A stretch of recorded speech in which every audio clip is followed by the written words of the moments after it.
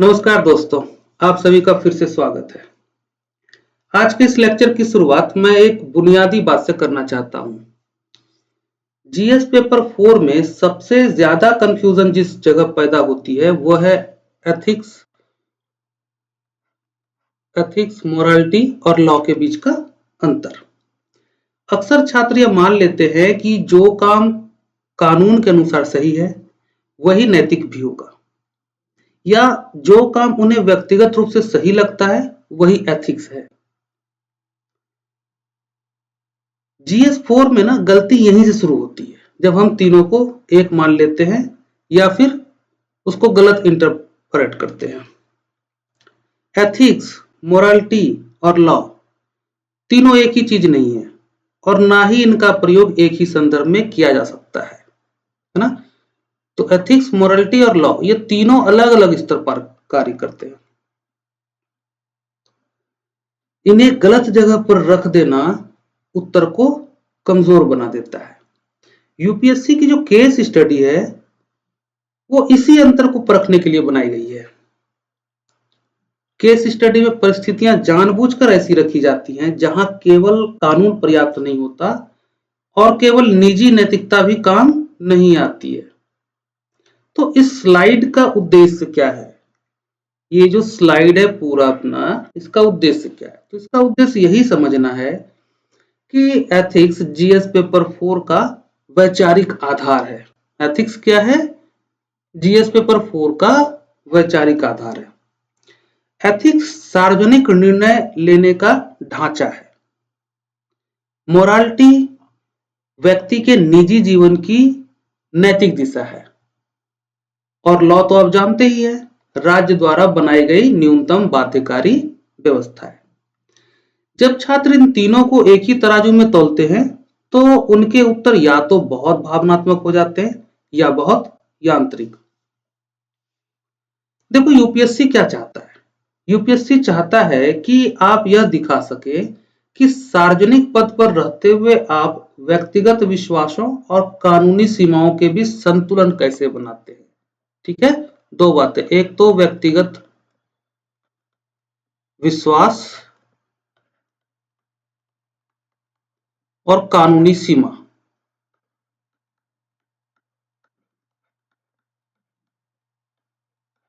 इन दोनों के बीच संतुलन बनाना होता है और एथिक्स इसी बात की जांच करता है। तो पेपर 4 में केस स्टडीज के उत्तर इसी बात पर निर्भर करते हैं कि आप एथिक्स को कहां रखते हैं। यदि आप एथिक्स को केवल मोरालिटी समझ लेते हैं तो उत्तर व्यक्तिगत हो जाता है, और यदि आप एथिक्स को केवल लॉ के भीतर सीमित कर देते हैं तो उत्तर निर्जीव हो जाता है, उसमें दम नहीं रह जाता। तो सही उत्तर क्या होगा? सही उत्तर वह होता है जहां आप यह दिखाते हैं कि आपने लॉ की सीमाओं को समझा है, मोरालिटी की भूमिका को पहचाना है, लॉ की सीमाओं को समझा है, मोरालिटी की भूमिका को पहचाना है और एथिक्स के माध्यम से सार्वजनिक हित, तर्क और उत्तरदायित्व के साथ निर्णय लिया है। समझ गए बात? सार्वजनिक हित, तर्क और उत्तरदायित्व के साथ निर्णय लिया हुआ। इसलिए आज का यह लेक्चर किसी डेफिनेशन से नहीं बल्कि एक फाउंडेशन से शुरू होती है और आपका फाउंडेशन यही है कि एथिक्स, मोरालिटी, लॉ को समझना, इनके बीच के अंतर को समझना। अगर आपके दिमाग में यह स्पष्ट हो गया कि एथिक्स, मोरालिटी और लॉ तीन अलग अलग अवधारणाएं हैं और इनका प्रयोग अलग अलग संदर्भों में होता है, तो जीएस 4 अपने आप सरल लगने लगेगा। ठीक है, तो अब हम अगले स्लाइड पर बढ़ते हैं। देखिए, इसमें हमें क्या देखना है कि एथिक्स, इसकी विस्तृत संकल्पना को हम जान लेंगे।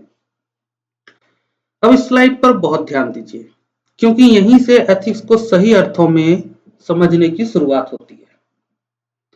यहां लिखा है, नैतिकता मानव आचरण का मानक विज्ञान है। मानक विज्ञान, इस शब्द पर ध्यान दीजिए। इसका सीधा अर्थ है कि एथिक्स केवल यह नहीं बताती कि लोग क्या करते हैं, बल्कि यह बताती है कि लोगों को क्या करना चाहिए। यह कोई भावनात्मक प्रतिक्रिया नहीं है और ना ही व्यक्तिगत पसंद नापसंद का विषय है। कोई भावनात्मक प्रतिक्रिया नहीं है और व्यक्तिगत पसंद नापसंद का विषय भी नहीं है। तो क्या है एथिक्स? एथिक्स एक व्यवस्थित सोच है, एक व्यवस्थित सोच। एथिक्स एक व्यवस्थित सोच है। कैसा सोच है? जो आचरण के लिए मानक तय करती है कि आपका आचरण कैसा होना चाहिए। तो एथिक्स मानक तय करती है आचरण के लिए। अब इसमें एक वर्ड और है, विज्ञान, साइंस। तो साइंस शब्द का प्रयोग इसलिए किया जाता है क्योंकि एथिक्स तर्क और विवेक पर आधारित होता है। एथिक्स किस पर आधारित होता है? तर्क और विवेक। इसलिए इसे विज्ञान कहा जाता है और मानव आचरण के लिए यह मानक तय करता है और यह तर्क और विवेक पर आधारित होता है, इसलिए इसे ये क्या है? मानक विज्ञान है। नैतिकता क्या है? मानव आचरण का मानक विज्ञान है। बात क्लियर हो गई? अब अगली पंक्ति पर आइए। यह बताती है कि क्या किया जाना चाहिए और क्यों। क्या किया जाना चाहिए और क्यों। क्यों शब्द सबसे अधिक महत्वपूर्ण है। क्यों शब्द, इसका ध्यान दीजिए। क्यों शब्द सबसे अधिक महत्वपूर्ण है। नैतिकता का कार्य केवल सही और गलत को अलग करना नहीं है, बल्कि उस निर्णय के पीछे तर्क और औचित्य, जस्टिफिकेशन प्रस्तुत करना है। इसलिए यह क्यों शब्द महत्वपूर्ण हो गया, है ना। आप अगर आपसे पूछा जाए, आपने कोई निर्णय लिया, आपसे पूछा जाए कि आपने ये निर्णय क्यों लिया, तो आप इसके पीछे तर्क ही तो देंगे और उसका औचित्य क्या है, औचित्य ही तो प्रस्तुत करेंगे ना। तो ये क्यों शब्द बहुत महत्वपूर्ण है। पेपर 4 में यूपीएससी इसी क्यों की परीक्षा लेता है, इसी क्यों को खोजता है कि आपने तर्क दिया कि नहीं, आपके निर्णय में विवेक है या नहीं। एग्जामिनर यह नहीं देखता कि आपने क्या निर्णय लिया, बल्कि यह देखता है कि आपने उस निर्णय को किस आधार पर लिया। वो आधार की जांच करेगा। बिना तर्क के लिया गया निर्णय प्रशासनिक दृष्टि से कमजोर माना जाता है। अब जब हम कहते हैं कि एथिक्स निर्णय को तर्क, औचित्य और मूल्य से जोड़ती है। एथिक्स निर्णय को तर्क, औचित्य और मूल्य से जोड़ती है। तो इसका अर्थ यह है कि कोई भी नैतिक निर्णय 3 स्तरों पर खड़ा होना चाहिए। कौन कौन सा? पहला है कि तर्कसंगत हो। पहला, तर्कसंगत हो।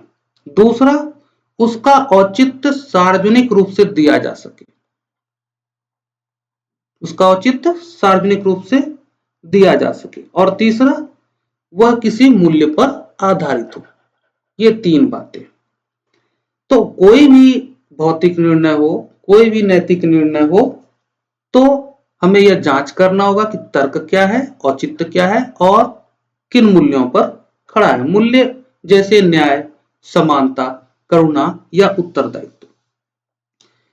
इन तीनों को जोड़कर एक मजबूत निर्णय बाहर आता है।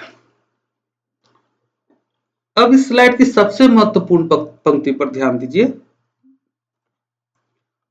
व्यक्ति और समाज दोनों के आचरण का मार्गदर्शन।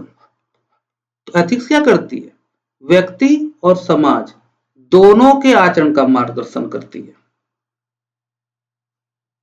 यहां एथिक्स को केवल व्यक्तिगत नैतिकता तक सीमित नहीं किया गया है। मोरालिटी मुख्यतः व्यक्ति के भीतर काम करती है, लेकिन एथिक्स व्यक्ति के माध्यम से समाज को दिशा देती है। जब कोई व्यक्ति सार्वजनिक पद पर होता है, तब उसके निर्णय केवल उसके निजी जीवन तक सीमित नहीं रहते, बल्कि समाज के बड़े वर्ग को प्रभावित करते हैं। इसलिए एथिक्स का क्षेत्र सार्वजनिक है और उसका दायरा व्यापक है। तो एथिक्स का क्षेत्र सार्वजनिक क्यों है? क्योंकि जब कोई अधिकारी या कोई व्यक्ति जो सार्वजनिक पद पर बैठा है, जब वो निर्णय लेता है तो उस निर्णय से वो स्वयं सिर्फ प्रभावित नहीं होता, समाज का एक बड़ा हिस्सा प्रभावित होता है। इसलिए एथिक्स का क्षेत्र सार्वजनिक है। यहीं से GS4 का वास्तविक उद्देश्य स्पष्ट होता है।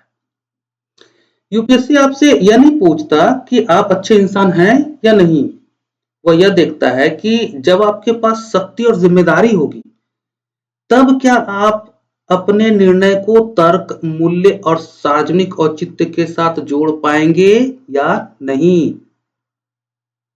एथिक्स इसी क्षमता का नाम है। इसलिए एथिक्स को केवल सही गलत का विषय मानना एक बहुत बड़ी भूल है कि क्या सही है क्या गलत है। सिर्फ इतना ही नहीं है एथिक्स। एथिक्स वास्तव में उत्तरदायित्वपूर्ण निर्णय निर्माण मतलब डिसीजन मेकिंग विद रेस्पॉन्सिबिलिटी है। अक्सर स्टूडेंट को मैं उसकी कॉपी मैंने कई बार देखी है, जांच भी की है, तो मैं अक्सर देखता हूं कि वो लिख देते हैं कि क्या सही है क्या गलत है इसकी पहचान करना। सिर्फ इतना लिख देने भर से नहीं होगा दोस्त, ठीक है। इसलिए इस बात को ध्यान से समझिए। तो इस स्लाइड का सार क्या है?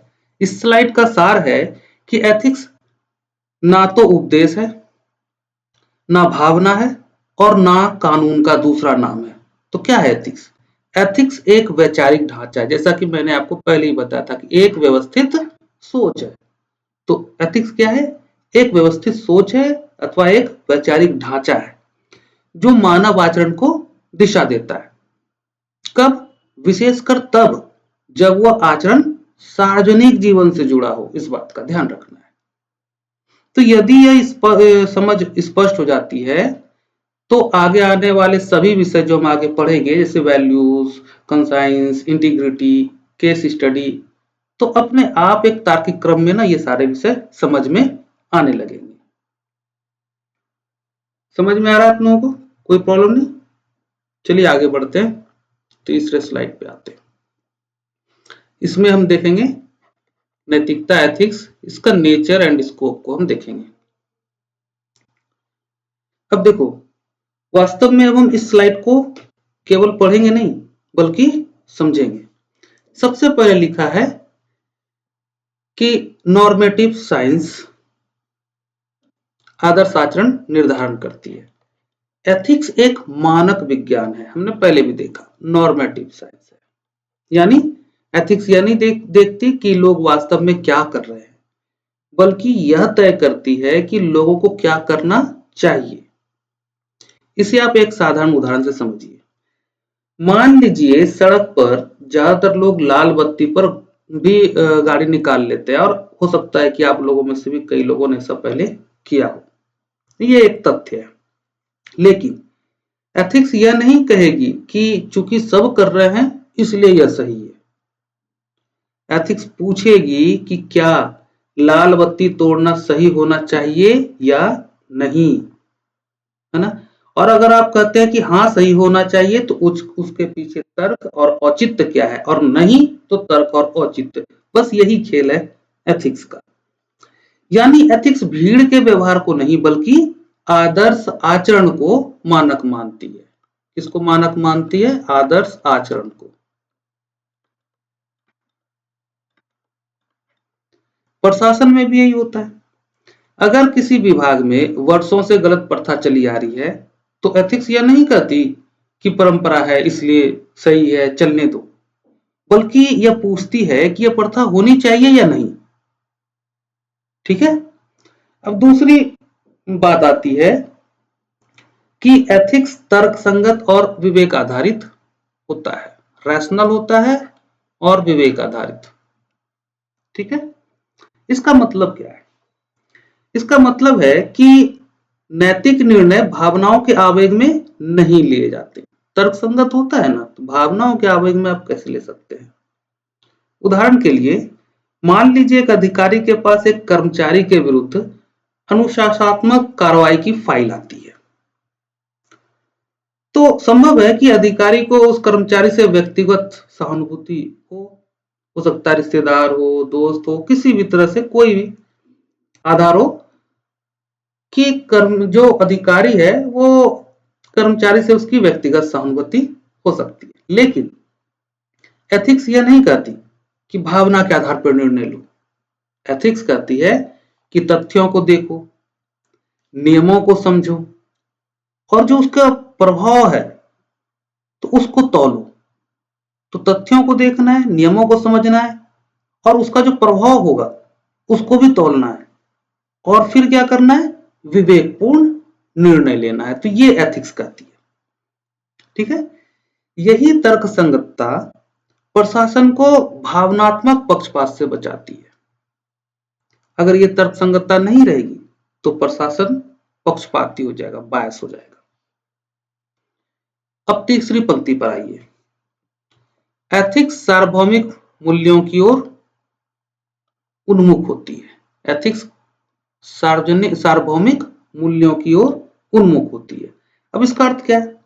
इसका अर्थ है कि नैतिकता किसी एक व्यक्ति या समुदाय की सुविधा के अनुसार नहीं बदलती, है ना। किसी एक व्यक्ति या समुदाय की सुविधा के अनुसार नैतिकता नहीं बदलती। अगर बदलती तो सार्वभौमिक कैसे होती? जैसे न्याय, समानता, मानव गरिमा और उत्तरदायित्व जैसे जो मूल्य हैं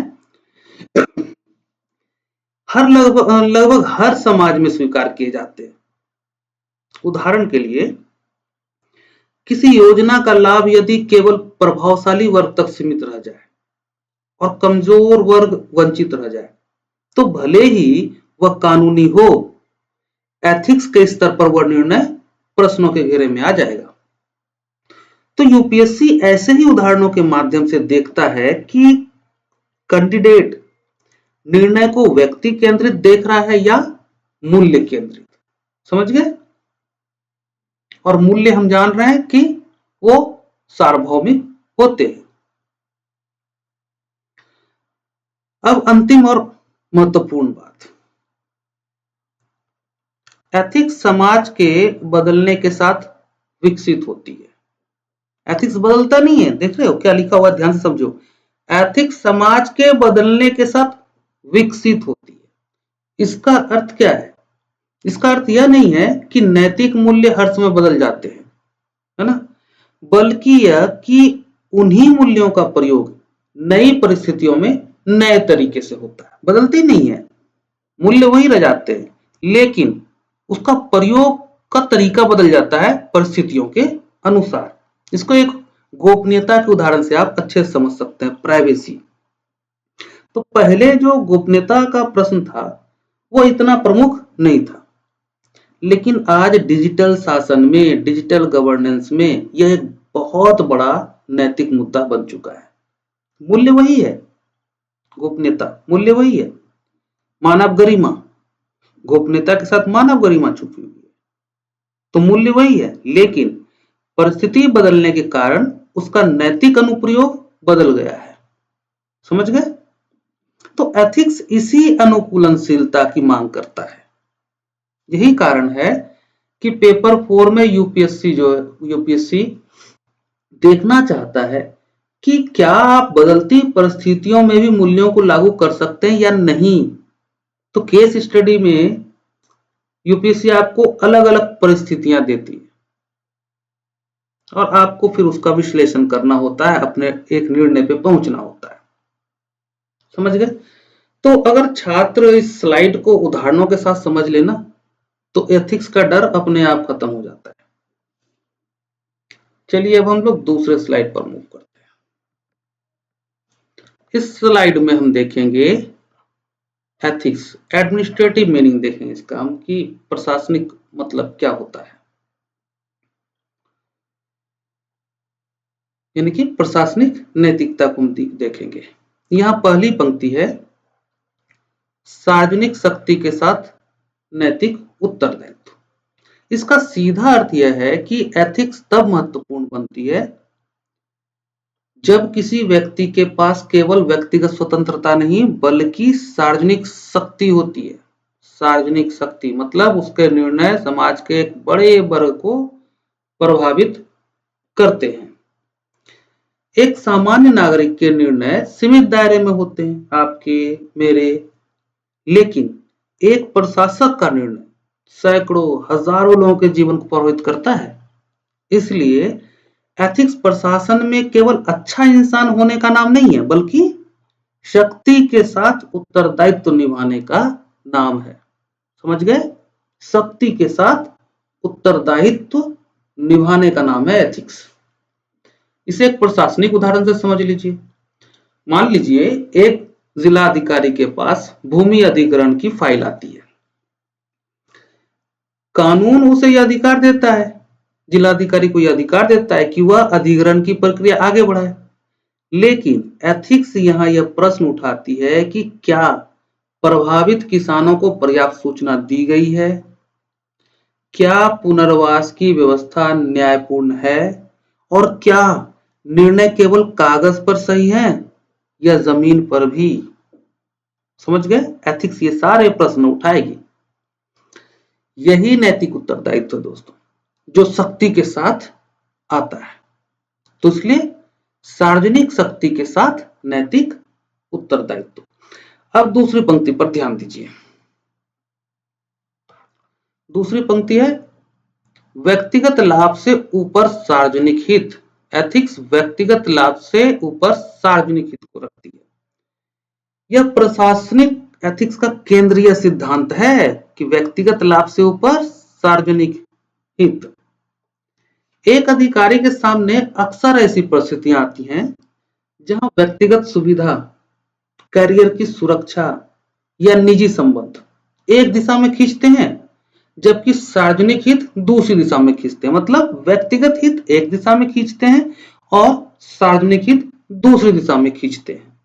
और यह परिस्थिति लगभग सभी अधिकारियों के सामने आती है, क्योंकि वो एक ही साथ व्यक्तिगत जीवन में भी हैं और सार्वजनिक जीवन में भी हैं। तो एथिक्स यहां स्पष्ट करती है कि सार्वजनिक पद पर रहते हुए व्यक्तिगत लाभ को पीछे और सार्वजनिक हित को आगे रखना होगा। उदाहरण के लिए, यदि किसी अधिकारी पर राजनीतिक या सामाजिक दबाव है कि वह किसी अयोग्य व्यक्ति को लाभ दे, तो एथिक्स यह नहीं देखती कि अधिकारी को क्या फायदा है या नुकसान होगा, उसका व्यक्तिगत लाभ या नुकसान को नहीं देखती, बल्कि यह देखती है कि समाज के लिए क्या उचित है। इसलिए एथिक्स जो है व्यक्तिगत लाभ से ऊपर सार्वजनिक हित को रखती है। अब तीसरी पंक्ति जो है वो बहुत निर्णायक है। निर्णय सार्वजनिक जांच में जस्टिफाई योग्य होने चाहिए। इसका अर्थ यह है कि प्रशासनिक निर्णय केवल फाइलों में सही नहीं होने चाहिए, बल्कि ऐसे होने चाहिए जिन्हें समाज के सामने तर्क सहित सही ठहराया जा सके, है ना। निर्णय सार्वजनिक जांच में जस्टिफाई होना चाहिए, समाज के सामने उसको तर्क संगत ठहराया जा सके, निर्णय ऐसा हो। यदि किसी निर्णय को लेकर अधिकारी यह सोचता है कि अगर कल मीडिया, न्यायालय या जनता सवाल पूछे तो क्या मैं इसे सही ठहरा पाऊंगा, तो वह एथिक्स के रास्ते पर है। अगर अधिकारी यह प्रश्न पूछता है तो सार्वजनिक औचित्य उसका क्या है, उसको जस्टिफाई करना पड़ेगा। यही सार्वजनिक औचित्य की कसौटी है। तो एथिक्स हमें सिखाती है कि निर्णय अंधेरे में नहीं, बल्कि रोशनी में टिकने योग्य होने चाहिए। मतलब उसका जस्टिफाई आप कर सकें, समाज के सामने उस निर्णय को जस्टिफाई कर सकें। अब इसे एक दैनिक जीवन के उदाहरण से भी समझ लीजिए, तब ज्यादा आसान हो जाएगा। मान लीजिए किसी स्कूल का प्रधानाचार्य अपने परिचित बच्चे को नियमों के विरुद्ध प्रवेश देता है, ठीक है। तो हो सकता है उसे व्यक्तिगत रूप से यह सही लगे, लेकिन क्या वह निर्णय बाकी अभिभावकों के सामने जस्टिफाई किया जा सकता है? नहीं किया जा सकता। यही फर्क है निजी भावना और प्रशासनिक एथिक्स के बीच। प्रशासनिक एथिक्स में निर्णय केवल दिल से नहीं, दिमाग और समाज दोनों के सामने खड़े होकर लिए जाते हैं। समझ गए? अब अंतिम पंक्ति पर आइए। क्या कह रहा है कि केवल सही नहीं, संतुलित होना आवश्यक है। ये बहुत गहरी बात है।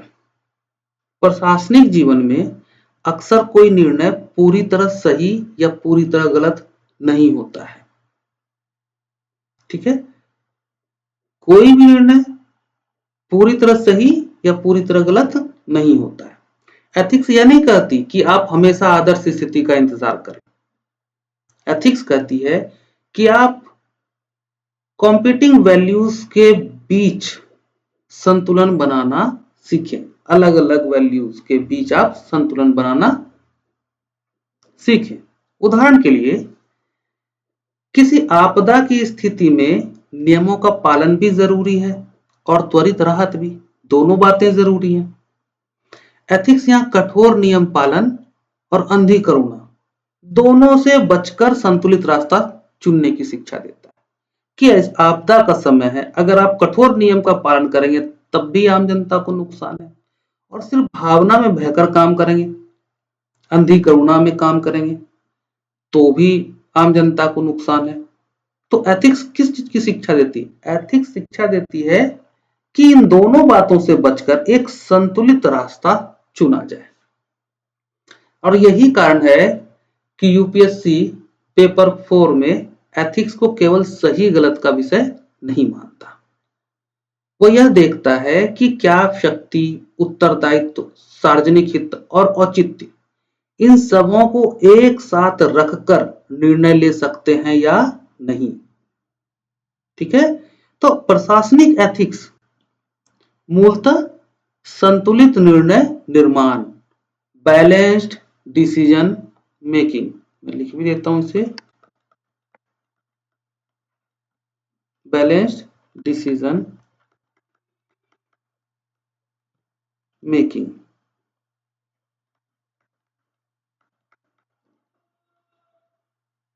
तो प्रशासनिक एथिक्स क्या है?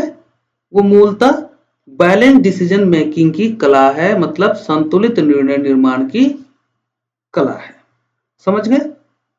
अगर हम इस पूरे स्लाइड के सार को देख लें तो सार यही है कि जैसे जैसे शक्ति बढ़ती है वैसे वैसे नैतिक उत्तरदायित्व भी बढ़ता है। एक प्रशासक का एथिक्स आधारित निर्णय वही है जो व्यक्तिगत लाभ से ऊपर सार्वजनिक हित रखे, जिसे समाज के सामने तर्क सहित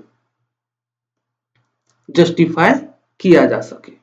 ठीक है, और जो कठोरता व भावुकता दोनों के बीच संतुलन बनाकर लिया गया हो। तो ये चारों के चारों लाइन समाहित हो गए। बात समझ में आ गई? चलिए नेक्स्ट स्लाइड पर चलते हैं। अब इस स्लाइड पर हम मोरालिटी को समझेंगे, इसकी विस्तृत संकल्पना को जानेंगे।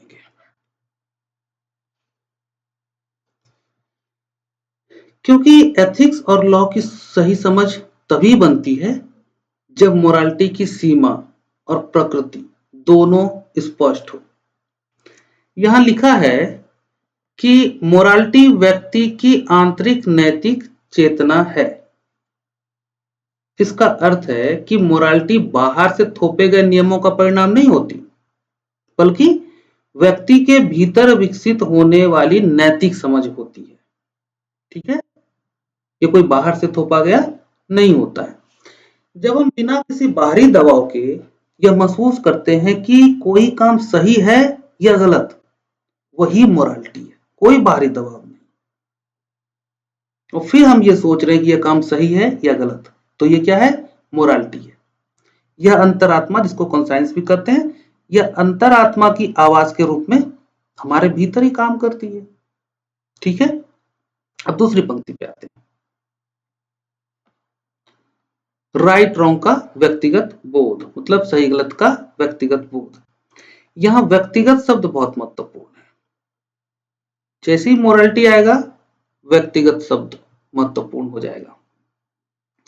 मोरालिटी हर व्यक्ति में एक सी नहीं होती, ये बात आपको जाननी है। हर व्यक्ति में एक सी नहीं होती। जो बात एक व्यक्ति को नैतिक लगती है, वही बात दूसरे को अनैतिक भी लग सकती है।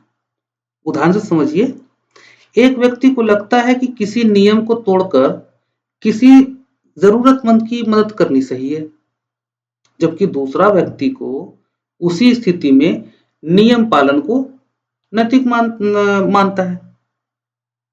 हो सकता है एक व्यक्ति जो है वो क्या सोच रहा है कि नियम को तोड़ करके यहाँ पर जरूरतमंद की मदद करना जो है वो सही है, जबकि दूसरा व्यक्ति मानता है कि नहीं, नियम का पूरी तरह से पालन होना ही नैतिकता है। तो नैतिकता हर एक व्यक्ति में एक सी नहीं होती है, दोनों की मोरालिटी अलग अलग है, क्योंकि उनका नैतिक बोध अलग तरीके से विकसित हुआ है ना। इसलिए व्यक्तिगत बोध वर्ड का यहां पर यूज किया गया है। अब यह नैतिक बोध बनता कैसे है, तो इसी बात पर अगली पंक्ति रोशनी डालती है कि ये जो नैतिक बोध है ये कैसे बनता है। संस्कृति, धर्म, परिवार और परवरिश से निर्मित होता है। नैतिक बोध कैसे निर्मित होता है, कैसे बनता है? संस्कृति, धर्म, परिवार और परिवेश से। व्यक्ति जिस सामाजिक और पारिवारिक वातावरण में बड़ा होता है वहीं से उसकी नैतिक समझ बनती है। तो सबसे पहले कौन है? सामाजिक और पारिवारिक वातावरण। एक प्रशासनिक उदाहरण लेते हैं इस संदर्भ में। किसी अधिकारी का पालन पोषण ऐसे वातावरण में हुआ हो जहां ईमानदारी और सादगी को बहुत महत्व दिया गया हो, तो वो अधिकारी स्वाभाविक रूप से रिश्वत को गलत मानेगा, है ना। भले ही उस पर दबाव क्यों ना हो, तब भी वो उसको गलत मानेगा। वहीं किसी अन्य व्यक्ति का अनुभव अलग हो सकता है। इससे यह स्पष्ट होता है कि मोरालिटी सीखी जाती है और जीवन अनुभवों से गढ़ी जाती है। ठीक है, ऐसा नहीं कि पहले से मोरालिटी भरा पड़ा है, नहीं, उसको सीखी जाती है। अब इस बात को दैनिक जीवन के उदाहरण से भी समझिए। मान लीजिए किसी व्यक्ति को सड़क पर गिरी हुई पर्स मिलती है। कोई उसे वापस करना अपना नैतिक कर्तव्य समझता है, जबकि कोई सोचता है कि जिसकी थी उसकी लापरवाही थी। अलग अलग तरीके से लोग सोचते हैं। तो यहां कोई कानून तुरंत हस्तक्षेप नहीं करता है ना, लेकिन मोरालिटी व्यक्ति को भीतर से दिशा देती है। कोई सोच सकता है कि चलो भाई लौटा दें, कोई सोच सकता है चलो छोड़ो हटाने दो, उसकी लापरवाही थी। तो जो मोरालिटी है ना वो अंदर से भीतर से दिशा देती है। यही मोरालिटी का स्वरूप है, बिना किसी डर या दंड के सही गलत का निर्णय। अब अंतिम पंक्ति पर आइए।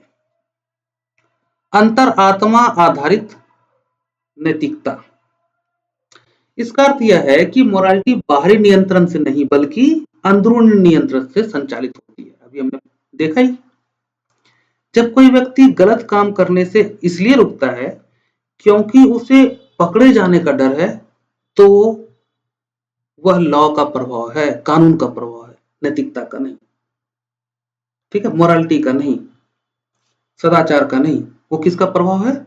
कानून का प्रभाव है, क्योंकि वो डर से नहीं कर रहा है। लेकिन जब वह इसलिए रुकता है क्योंकि उसका मन उसे अनुमति नहीं देता कि यह काम करो, तो वह मोरालिटी है। अब अंतर समझ में आ रहा है? यही अंतर मोरालिटी को बहुत शक्तिशाली बनाता है, लेकिन साथ ही सीमित भी कर देता है। समझ गए? शक्तिशाली भी बनाता है और सीमित भी करता है। ठीक है, यहां से GS4 का एक बहुत महत्वपूर्ण बिंदु निकलता है दोस्तों। मोरालिटी व्यक्ति के लिए अत्यंत आवश्यक है, लेकिन प्रशासनिक निर्णय केवल मोरालिटी के आधार पर नहीं लिए जा सकते, क्योंकि मोरालिटी व्यक्तिगत होती है और सार्वजनिक जीवन में निर्णय सार्वभौमिक और निष्पक्ष होने चाहिए। मोरालिटी क्या होती है? व्यक्तिगत होती है। और सार्वजनिक जीवन में जो निर्णय होंगे वो कैसे होने चाहिए? सार्वभौमिक और निष्पक्ष। ठीक है, तो यही कारण है कि एथिक्स मोरालिटी से ऊपर जाकर काम करती है। एथिक्स मोरालिटी को पूरी तरह नकारती नहीं, बल्कि उसे संतुलित और सार्वजनिक संदर्भ में ढालती है। बस इतना काम है एथिक्स का कि मोरालिटी को क्या करेगी, वो उसे संतुलित और सार्वजनिक संदर्भ में ढालेगी। तो अब इस स्लाइड के भी सार को हम देख लेते हैं, क्योंकि चारों बिंदु हमारे हो गए। सार क्या है? तो सार यही है कि मोरालिटी व्यक्ति के भीतर विकसित होने वाली नैतिक चेतना है, जो सही गलत का व्यक्तिगत बोध देती है और अंतरात्मा के माध्यम से काम करती है। ठीक है, यह जीवन को दिशा देती है, लेकिन प्रशासन को अकेले नहीं चला सकती। तो पेपर 4 में यूपीएससी इसी अंतर को पहचानना चाहता है कि आप मोरालिटी का सम्मान करते हैं, लेकिन उसे एथिक्स के साथ संतुलित करना जानते हैं या नहीं, इसी की जांच करेगा यूपीएससी। अब आते हैं नेक्स्ट स्लाइड पे। इसमें हम देखेंगे morality, nature and limitation. Give me 1 second.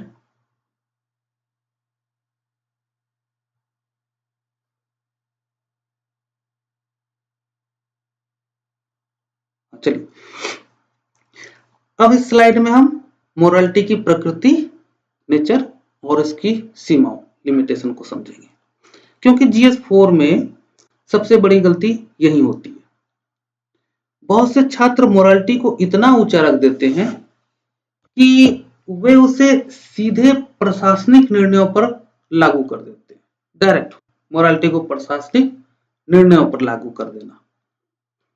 तो यह स्लाइड उसी भ्रम को तोड़ने के लिए है ना। सबसे पहले लिखा है कि मोरालिटी व्यक्तिगत और सापेक्ष होती है। मोरालिटी व्यक्तिगत और सापेक्ष होती है। इसका अर्थ क्या है? इसका अर्थ यह है कि मोरालिटी व्यक्ति दर व्यक्ति बदलती है। हमने पहले भी देखा, जो बात एक व्यक्ति को नैतिक लगती है, वही बात दूसरे व्यक्ति को अनैतिक भी लग सकती है।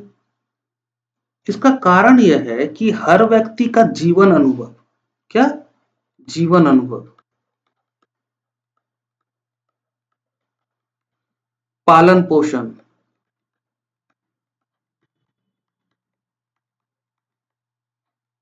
और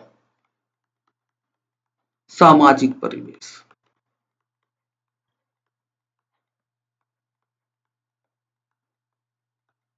अलग अलग होता है। तो नैतिकता वो व्यक्ति दर व्यक्ति बदलती है। क्यों बदलती है? क्योंकि हर एक व्यक्ति का अपना जीवन अनुभव होता है, उसका पालन पोषण अलग होता है और सामाजिक परिवेश अलग होता है। तो इसे ना एक सरल दैनिक जीवन के उदाहरण से समझ लेते हैं। मान लीजिए किसी गरीब व्यक्ति ने अपने परिवार को भूख से बचाने के लिए चोरी की। तो कुछ लोग इसे गलत मानेंगे कि भाई चोरी करना गलत है, जबकि हो सकता है कि कुछ लोग परिस्थिति को देखते हुए इसे नैतिक रूप से सही ठहरा दे। दोनों बातें हो सकती है। तो यहां मोरालिटी दो अलग अलग दिशाओं में काम कर रही है। तो इससे यह स्पष्ट होता है कि मोरालिटी कोई स्थायी और सार्वभौमिक पैमाना नहीं है, बल्कि व्यक्ति की स्थिति और सोच के अनुसार बदल जाती है। मोरालिटी है, लेकिन वो व्यक्ति की परिस्थिति और सोच के अनुसार बदल गई। यही कारण है कि मोरालिटी को रिलेटिव कहा जाता है, सापेक्ष। तो व्यक्तिगत और सापेक्ष होती है। हम देख लिए व्यक्तिगत कैसे होती है और ये सापेक्ष कैसे होती है ना, क्योंकि वो व्यक्ति की स्थिति और सोच के अनुसार बदल जाती है, इसलिए मोरालिटी रिलेटिव है, सापेक्ष है। अब दूसरी बात आती है कि मोरालिटी में भावनात्मक तत्व अधिक होता है। क्या होता है मोरालिटी में? भावनात्मक तत्व अधिक होता है। मोरालिटी अक्सर करुणा, सहानुभूति, प्रेम या आक्रोश जैसी भावनाओं से प्रभावित होता है। किससे? करुणा से, सहानुभूति से, प्रेम से, आक्रोश जैसी जो भावनाएं हैं, अक्सर इससे प्रभावित होता है मोरालिटी। उदाहरण के लिए, जब हम किसी पीड़ित को देखते हैं तो हमारे भीतर मदद करने की तीव्र भावना उठती है। हम सभी के मन में ऐसा होता है। तो यह भावना क्या है? मानवीय है और आवश्यक भी है। लेकिन समस्या तब होती है जब निर्णय केवल भावना के आधार पर लिया जाए। प्रशासनिक जीवन में यदि अधिकारी हर निर्णय भावनात्मक आधार पर लेने लगे तो निष्पक्षता और समानता दोनों प्रभावित हो जाएगी। समझ गए? इसलिए मोरालिटी भावनात्मक रूप से मजबूत होती है, लेकिन निर्णय के लिए अकेले पर्याप्त नहीं है। समझ गए? तो हम देखते हैं कि मोरालिटी में भावनात्मक तत्व अधिक होता है, लेकिन भावनात्मक रूप से तो मोरालिटी काफी मजबूत है, शक्तिशाली है, लेकिन निर्णय के लिए यह अकेले पर्याप्त नहीं है। अब तीसरी पंक्ति पर आइए। तीसरी पंक्ति क्या कह रहा है कि मोरालिटी समाज व समय के अनुसार बदल सकती है। हमने पहले भी देखा, इसको और क्लियरली समझ लीजिए। जो बात किसी समय में नैतिक मानी जाती थी, वही बात दूसरे समय में गलत भी मानी जा सकती है। ऐसे तेरे एग्जाम्पल है हमारे पास, दुनिया भर के एग्जाम्पल है। एक उदाहरण से समझते हैं इसे। एक समय में बाल श्रम या जातिगत भेदभाव को समाज ने सामान्य मान लिया था, हम सभी जानते हैं, लेकिन आज वही बातें अनैतिक मानी जाती हैं। इसका अर्थ यह नहीं कि मूल्य बदल गए, मूल्य नहीं बदला, बल्कि यह कि समाज की नैतिक समझ विकसित हुई है। मूल्य नहीं बदला, समाज की नैतिक समझ विकसित हुई। मूल्य तभी भी वही था, जातिगत भेदभाव को लेकर के या बाल श्रम को लेकर के या अन्य किसी इस तरह की बातों को लेकर के, और मूल्य आज भी वही है, बस समाज की नैतिक समझ विकसित हो गई। तो जिसको पहले सामान्य मान लिया जाता था, अब उसको अनैतिक माना जा रहा है। तो इससे यह स्पष्ट होता है कि मोरालिटी स्थिर नहीं होती, बल्कि समय और सामाजिक चेतना के साथ बदलती है। समय और सामाजिक चेतना।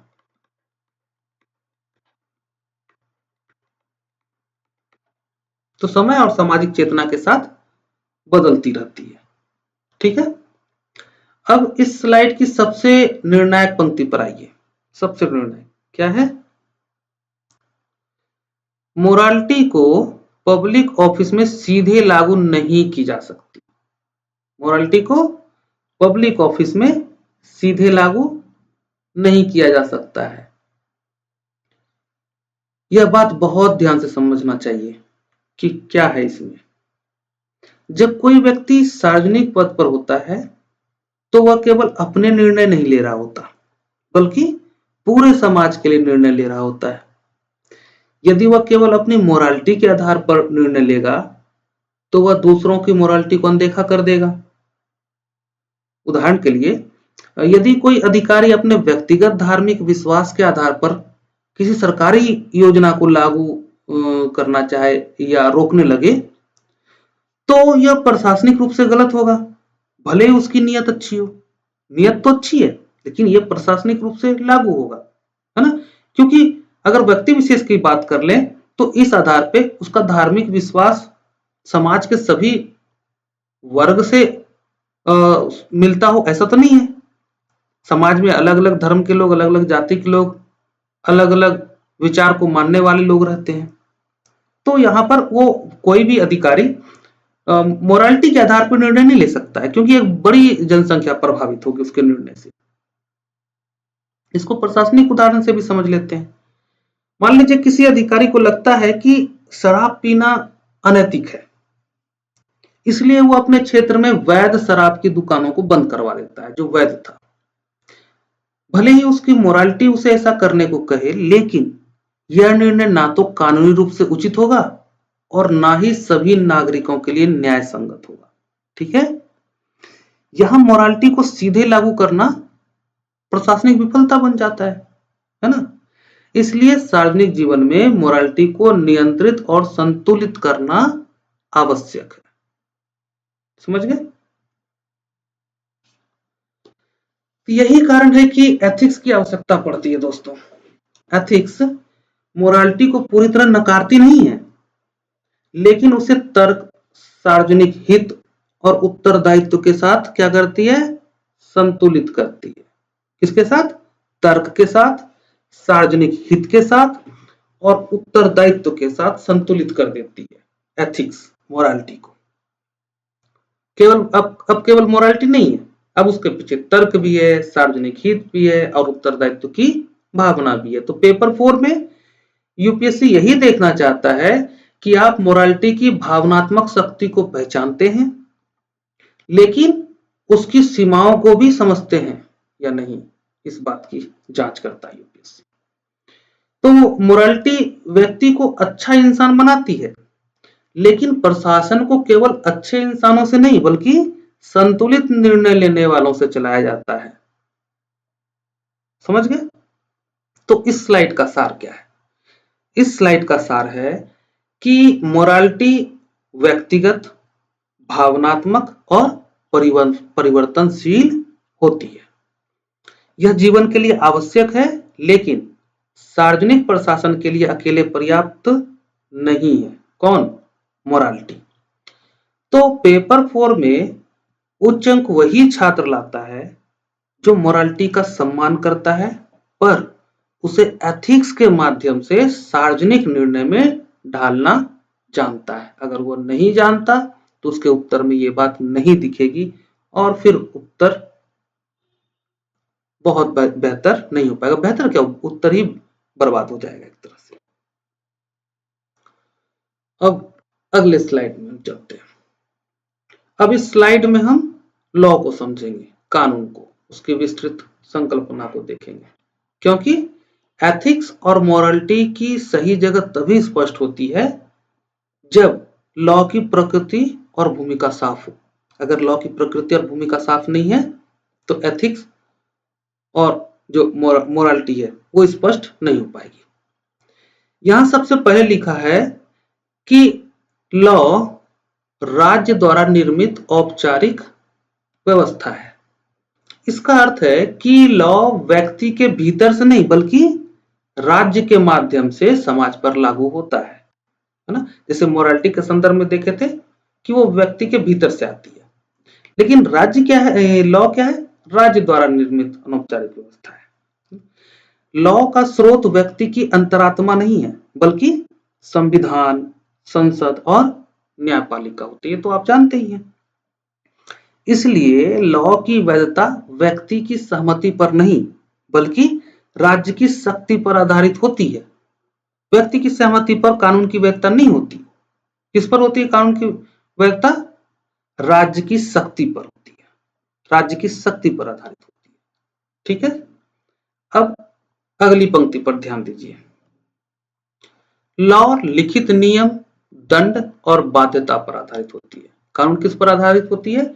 लिखित नियम, दंड और बाध्यता पर आधारित होती है।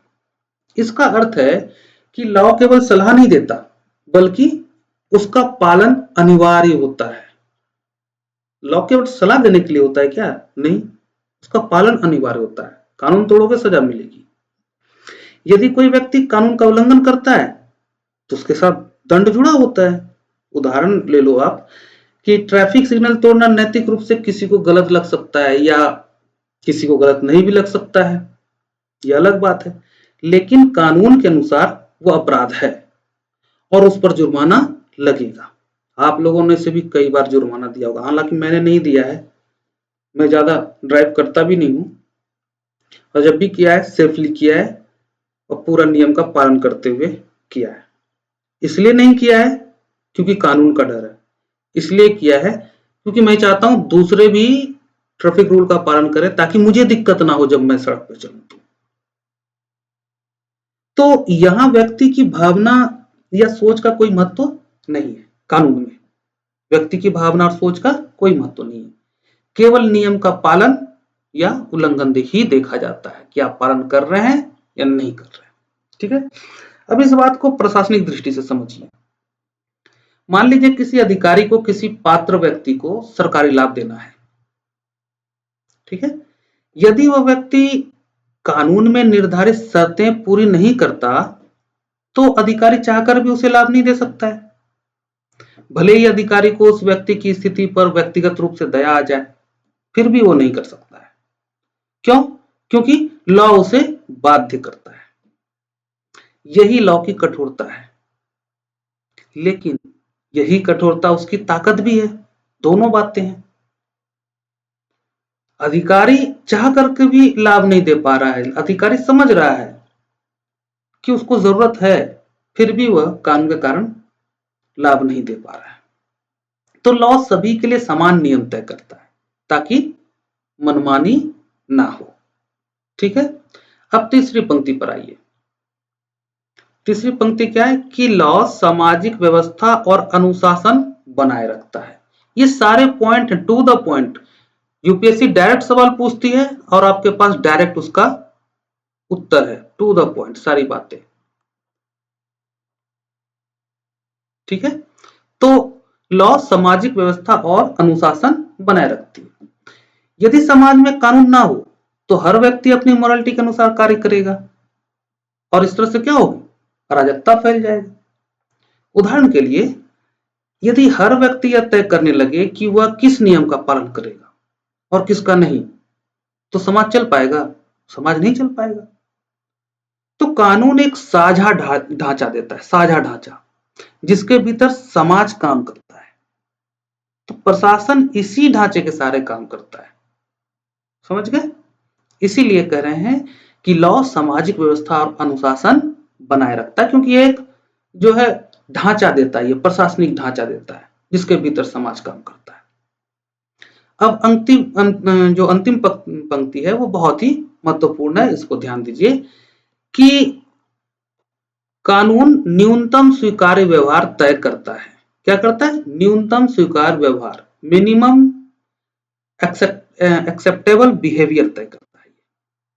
इसका अर्थ क्या है? इसका अर्थ है कि लॉ यह नहीं बताता कि सबसे अच्छा आचरण क्या है, बल्कि यह बताता है कि न्यूनतम स्तर पर क्या स्वीकार्य है। कानून यह नहीं बताएगा कि सबसे अच्छा आचरण क्या है। क्या बताएगा कानून? कानून बताएगा कि न्यूनतम स्तर पर क्या स्वीकार किया जा सकता है या क्या स्वीकार्य है। उदाहरण से समझिए, कानून यह कहता है कि रिश्वत लेना अपराध है, लेकिन यह नहीं कहता कि अधिकारी को कितना ईमानदार या संवेदनशील होना चाहिए। ये कानून नहीं बताता ना, ये सिर्फ कह देता है कि भाई रिश्वत लेना अपराध है। यह नहीं बताता कि किसी अधिकारी को कितना ईमानदार होना चाहिए, कितना संवेदनशील होना चाहिए। तो कानून यह नहीं बताता कि सबसे अच्छा आचरण क्या है। ठीक है, इसी तरह कानून यह कहता है कि भेदभाव करना अपराध है, लेकिन यह नहीं सिखाता कि करुणा और सहानुभूति कैसे विकसित की जाए। करुणा और सहानुभूति की कमी के कारण ही तो कोई एक व्यक्ति दूसरे व्यक्ति के साथ भेदभाव करता है। तो कानून यह नहीं सिखा रहा ना कि करुणा या सहानुभूति कैसे विकसित की जाए। कानून सीधा सीधा कह रहा है कि भेदभाव करना अपराध है। इसलिए जो लॉ है समाज को गिरने से बचाता है, लेकिन उसे नैतिक ऊंचाई तक नहीं ले जाता। हाँ, गिरने से जरूर बचाता है, नैतिक ऊंचाई तक नहीं ले जाता। तो यहीं से लॉ की सीमा भी समझ में आती है। ठीक है, तो लॉ व्यवस्था बनाए रखने के लिए आवश्यक है, लेकिन वह अपने आप में पर्याप्त नहीं है। प्रशासनिक जीवन में केवल लॉ के आधार पर निर्णय लेना अधिकारी को नियम पालक तो बना सकता है, लेकिन न्यायपूर्ण और संवेदनशील प्रशासक नहीं बना सकता। इसलिए एथिक्स और मोरालिटी की आवश्यकता पड़ती है। समझ गए कि क्यों एथिक्स और मोरालिटी की आवश्यकता पड़ती है? और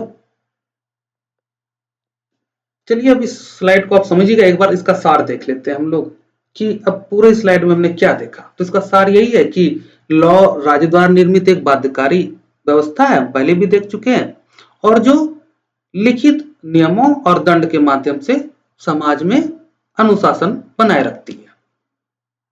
फिर हम देखें कि यह न्यूनतम स्वीकार्य आचरण तय करता है, लेकिन आदर्श आचरण नहीं।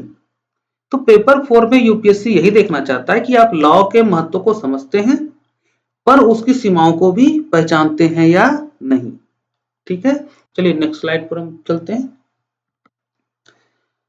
अब इस स्लाइड में हम लॉ की सीमा और वास्तविक भूमिका को देखेंगे, इसको क्या है और लिमिटेशन क्या है, इसे समझेंगे, क्योंकि पेपर 4 में यहीं पर सबसे ज्यादा कंसेप्चुअल गलती होती है छात्रों से। अब बहुत से छात्र यह मान लेते हैं कि यदि कोई निर्णय कानूनी है तो वह अपने आप नैतिक और न्यायपूर्ण भी होगा। इसलिए मैं केस स्टडी में मैंने अक्सर देखा है कि बहुत या तो भावनाओं में बहकर लिखते हैं या कानूनी बातें सिर्फ लिख देते हैं। निर्णय भी उनके कानून के द्वारा ही निर्देशित होते हैं और उसी तरह से आ रहे होते हैं। ठीक है, तो बहुत से छात्र मानते हैं ऐसा, आप लोगों में से बहुत से छात्र ऐसा मानते होंगे, कानूनी है तो अपने आप नैतिक हो गया। यह धारणा प्रशासनिक जीवन में गंभीर समस्याएं पैदा कर सकती है दोस्तों। तो इस स्लाइड की पहली पंक्ति ही जो है वो इसी भ्रम को तोड़ती है। क्या?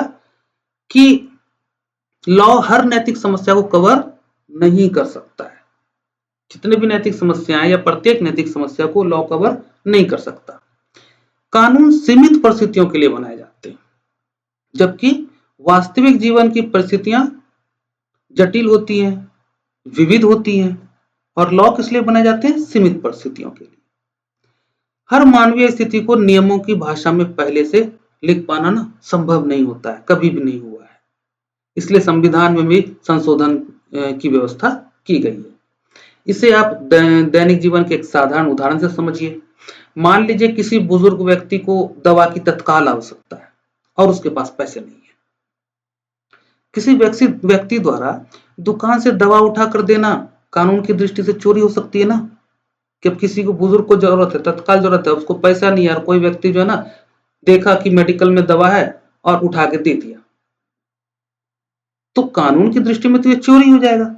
लेकिन नैतिक दृष्टि से कई लोग इसे सही मानेंगे। यहां लॉ उस स्थिति की नैतिक जटिलता को पूरी तरह नहीं पकड़ पाता है।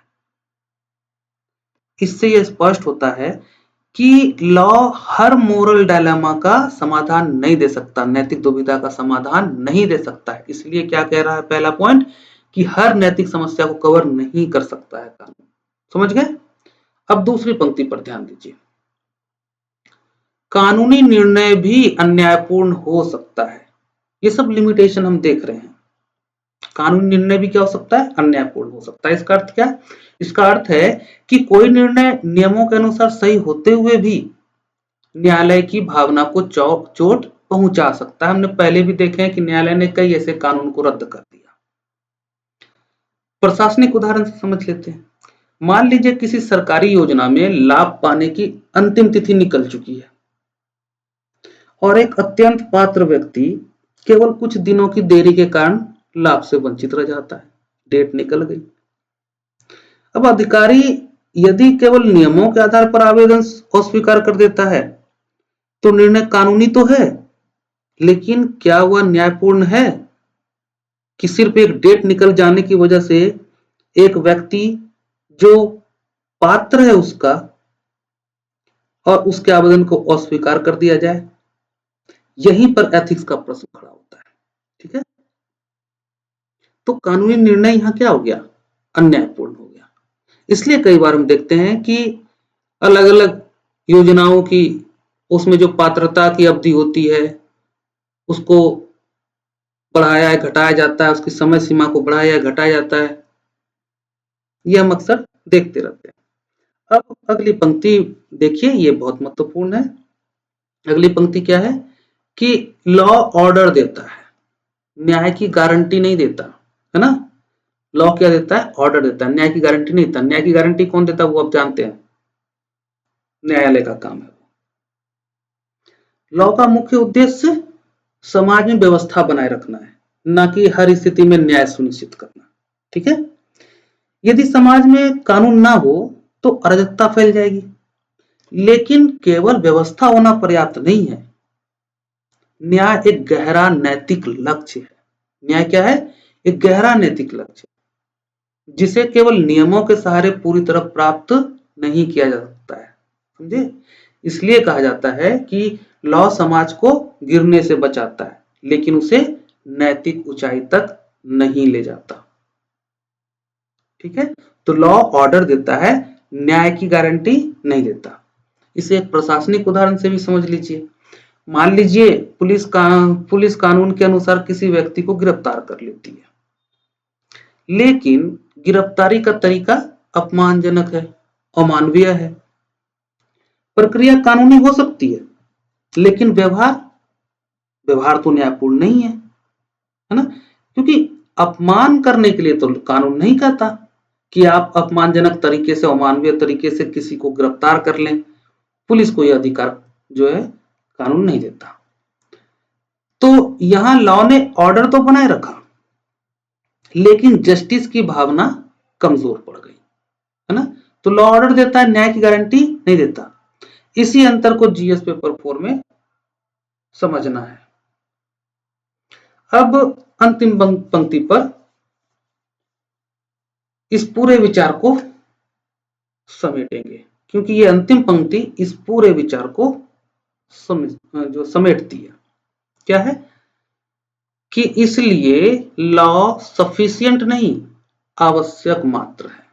इसका अर्थ है कि लॉ प्रशासन के लिए अनिवार्य है, लेकिन अकेले पर्याप्त नहीं है। लॉ एक आधार प्रदान करता है जिसके बिना प्रशासन नहीं चल सकता, लेकिन उस आधार पर निर्णय को नैतिक दिशा देने का कार्य कौन करता है? एथिक्स करता है। तो यदि केवल लॉ को अंतिम मान लिया जाए तो प्रशासन कठोर और संवेदनहीन बन सकता है, और यदि लॉ को नजरअंदाज किया जाए तो प्रशासन अराजक हो सकता है। ठीक है, तो इस स्लाइड के सार को देख ले। चारों पॉइंट हो गए हमारे। तो स्लाइड क्या है, स्लाइड का सार क्या है? सार यही है कि लॉ समाज में व्यवस्था बनाए रखने के लिए आवश्यक है, लेकिन न्याय सुनिश्चित करने के लिए पर्याप्त नहीं है। प्रशासनिक निर्णय तभी पूर्ण होता है जब लॉ के साथ एथिक्स का संतुलित प्रयोग किया जाए, तभी प्रशासनिक निर्णय को पूर्ण माना जाएगा। क्लियर है? अब नेक्स्ट स्लाइड पर चलते हैं। हम इसमें देखेंगे एथिक्स वर्सेस मोरालिटी, नैतिकता वर्सेस सदाचार या व्यक्तिगत आचरण या नैतिक आचरण। अब इस स्लाइड पर हम उस अंतर को स्पष्ट करेंगे जहां पेपर 4 में सबसे ज्यादा स्टूडेंट फंसता है। यहां लिखा है कि एथिक्स तर्कसंगत और सार्वजनिक दृष्टिकोण रखती है। एथिक्स तर्कसंगत और सार्वजनिक दृष्टिकोण रखती है, जबकि मोरालिटी व्यक्तिगत और आंतरिक होती है। क्लियर है? एथिक्स तर्कसंगत और सार्वजनिक दृष्टिकोण रखती है, जबकि मोरालिटी व्यक्तिगत और आंतरिक होती है। यह अंतर केवल शब्दों का नहीं है, बल्कि निर्णय निर्माण के स्तर का है। केवल शब्द का अंतर नहीं है, निर्णय निर्माण के स्तर का है। एथिक्स क्या है? तर्कसंगत और सार्वजनिक दृष्टिकोण रखती है। मोरालिटी व्यक्तिगत और आंतरिक होती है। मोरालिटी व्यक्ति के भीतर काम करती है, जबकि एथिक्स व्यक्ति के माध्यम से समाज में काम करती है। यही कारण है कि दोनों को एक दूसरे के स्थान पर रख देना प्रशासनिक दृष्टि से गंभीर भूल बन जाती है, और ये भूल हम अपने उत्तरों में लगातार करते रहे। इसे बिना एक दैनिक उदाहरण से समझ लेते हैं, तब और क्लियर हो जाएगा। मान लीजिए कोई व्यक्ति सड़क पर भीख मांग रहे बच्चे को देखकर भावुक हो जाता है और उसे पैसे दे देता है। हम आप अक्सर ऐसा करते हैं, दिल्ली में तो खूब। तो यह निर्णय उसकी मोरालिटी से आया, क्योंकि उसे भीतर से यह सही लगा। लेकिन अब उसी स्थिति को एथिक्स के दृष्टिकोण से देखिए इंटरव्यू में इस तरह के सवाल बहुत पूछे जाते हैं, सिचुएशन बेस्ड सवाल बहुत पूछे जाते हैं। तो अगर आपको मोरालिटी, एथिक्स, लॉ इसमें अंतर ठीक से समझ में आ जाएगा ना, तो आप किसी भी सवाल का जवाब दे सकते हैं, क्योंकि अब आप संतुलित जवाब देंगे जिसमें मोरालिटी भी होगा, एथिक्स भी होगा, लॉ भी होगा, है ना। तो एथिक्स पूछेगी कि क्या सड़क पर पैसे देना दीर्घकाल में बच्चे के हित में है या नहीं, ये एथिक्स पूछेगी। आपने तो दे दिया, आपको दया आई, आप भावुक हो गए और आपने दे दिया पैसे, और आपको सही भी लग रहा है, लेकिन एथिक्स पूछेगी कि क्या लॉन्ग टर्म में बच्चे के हित में ये है या नहीं, क्या इससे बाल श्रम और शोषण को बढ़ावा मिलेगा या नहीं, और क्या कोई वैकल्पिक तरीका अधिक उचित होगा। ये प्रश्न एथिक्स उठाएगा, और फिर यही प्रश्न जो है प्रशासन को मजबूती प्रदान करता है, और आपको इसी तरह उत्तर में भी एथिक्स के आधार पर जो प्रश्न उठ रहे हैं उसका उत्तर देते हुए अपने उत्तर को पूर्ण करना है। तो यहां मोरालिटी मुझे अच्छा लग रहा है पर रुक जाती है ना। मोरालिटी तो रुक गई ना, मुझे अच्छा लग रहा है।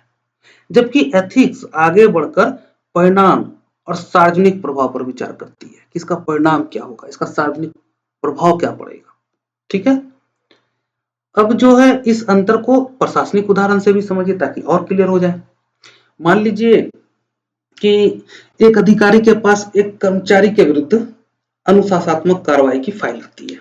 ठीक है, तो अधिकारी को व्यक्तिगत रूप से लगता है कि कर्मचारी अच्छा इंसान है और उसके परिवार की स्थिति विकट है, कठिन है या दयनीय है। तो यह मोरालिटी है, यह मोरालिटी है। लेकिन एथिक्स यहां यह पूछेगी कि क्या नियमों का उल्लंघन हुआ है, क्या समान परिस्थितियों में अन्य कर्मचारियों के साथ भी यही व्यवहार किया गया है, और क्या निर्णय सार्वजनिक रूप से सही उचित ठहराया जा सकता है, ये एथिक्स पूछेगी। यदि अधिकारी को केवल अपनी मोरालिटी के आधार पर कार्रवाई रोक देता है, मान लो कि अधिकारी जो है अपनी ही मोरालिटी के आधार पर कार्रवाई रोक देता है, तो क्या होगा, तो वह पक्षपात का दोषी बन सकता है। पक्षपात हो गया ना यहां पर। तो एथिक्स उसे विवेकपूर्ण और निष्पक्ष निर्णय की ओर ले जाता है, ये नहीं कि अपने मोरालिटी के आधार पे आपने नियम विरुद्ध कार्य कर दिया। एथिक्स यहां पे निर्देशित करेगी, दिशा देगी और उसे विवेकपूर्ण और निष्पक्ष निर्णय की ओर ले जाएगी। ठीक है, अब इस स्लाइड की जो अगली पंक्ति देखिए, एथिक्स पूछती है क्या यह सार्वजनिक रूप से उचित है। इसका अर्थ है कि एथिक्स का हर निर्णय सार्वजनिक कसौटी पर खड़ा उतरने योग्य होना चाहिए। ठीक है, यदि किसी निर्णय को समाज, मीडिया, न्यायालय या संसद के सामने रखा जाए तो अधिकारी उसे तर्क और मूल्यों के साथ सही ठहरा सके। इसलिए कह रहे हैं कि एथिक्स पूछती है कि क्या यह सार्वजनिक रूप से उचित है।